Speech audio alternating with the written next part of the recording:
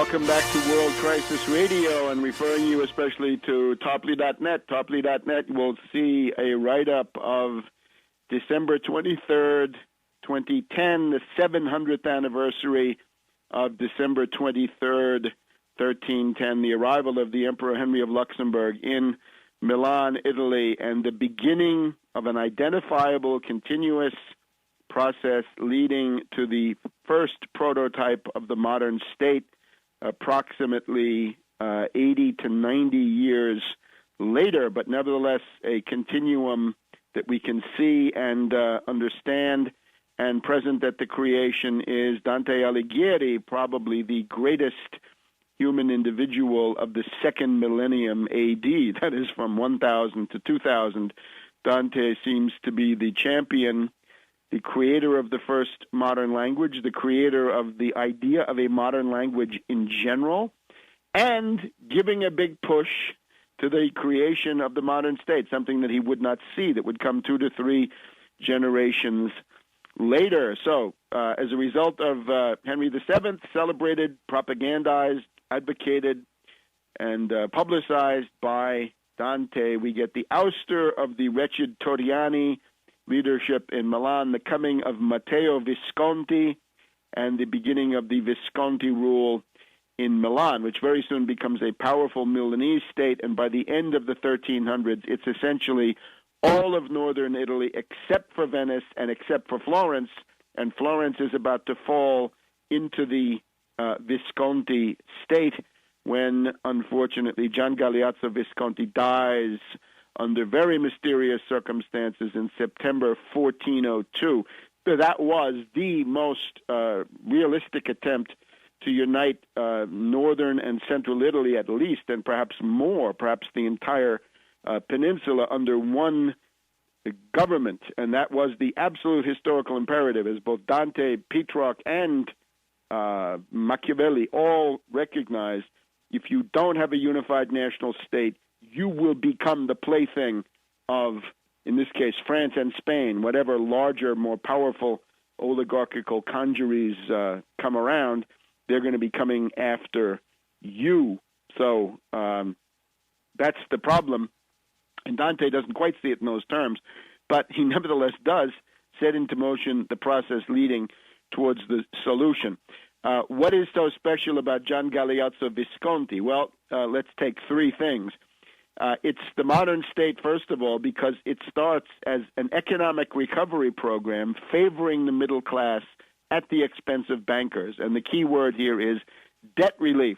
When Gian Galeazzo Visconti takes over Milan about 1385 from one of his relatives who had not been doing such a good job, he institutes debt relief. He basically says all tax arrears are canceled. If you owe the IRS money, we're going to wipe that off the books, and you start with a clean slate. It's a kind of a debt jubilee, and this is then extended into other places as he takes them in, absorbs them, conquers them in some cases, into the Milanese state. So debt relief and an economic program that offers concrete, immediate benefits, populist benefits to the middle class, not the bankers. Second point is infrastructure. If you've ever been to Milan, you see this huge Gothic cathedral, the most ambitious late Gothic cathedral anywhere in Europe.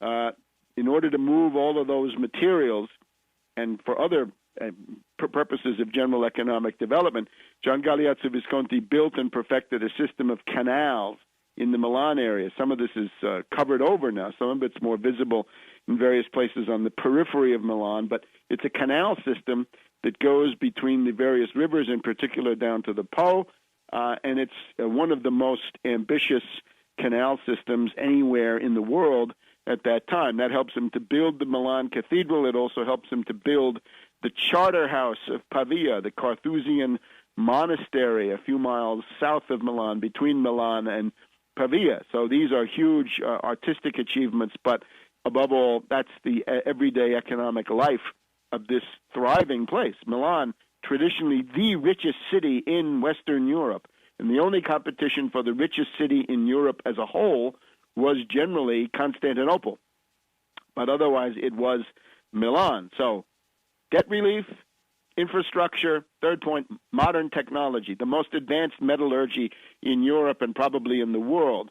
The Milanese metal workers, and this at that time meant swords. It meant arms and armor. It meant suits of armor of the highest quality, the best approach to steel manufacturing, metalworking, metallurgy. That was Milan. During the 100 Years' War from the 1330s to the 1450s, both sides, the British, the English, and the French, were armed by the Milanese arms manufacturers. And this was the basis of, it reflects the advanced regional economy that they had. So those three, debt relief, infrastructure, and advanced technology, in particular in metalworking. Now, this is all stuff that becomes obvious in the 1370s, 1380s, 1390s in particular. Unfortunately, Henry VII was not able to prevail against his enemies. The Florentines organized a league against him. He then proceeded to besiege Florence. You can see this is the episode in Dante's Divine Comedy in the Inferno at the walls of the city of Dis. When we get the biggest rebellion by the demons, we get the three Furies, Alecto, Tisiphone, and Megara coming out with the severed head of the Gorgon Medusa to try to turn Dante into stone. But they are defeated by the arrival of an angel from heaven who quells the revolt of these demonic forces.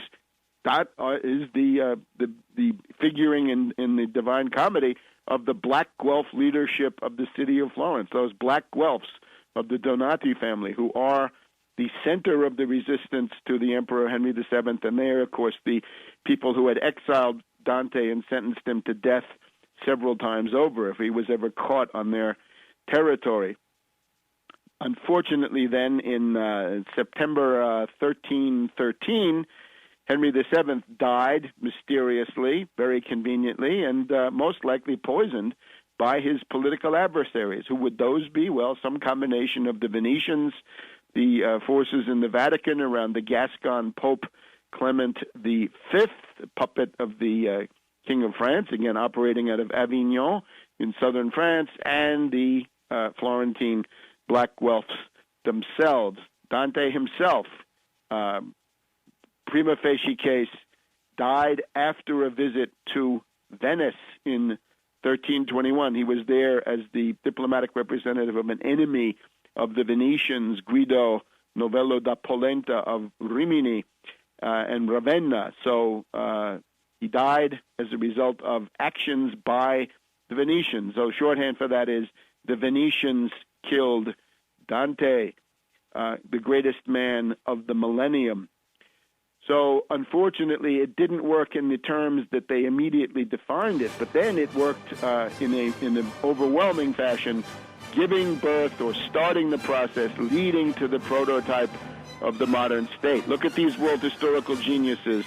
Look at the imbeciles and dwarves who are on the other side, and it's clear where you want to line up in historical terms. Back in a minute.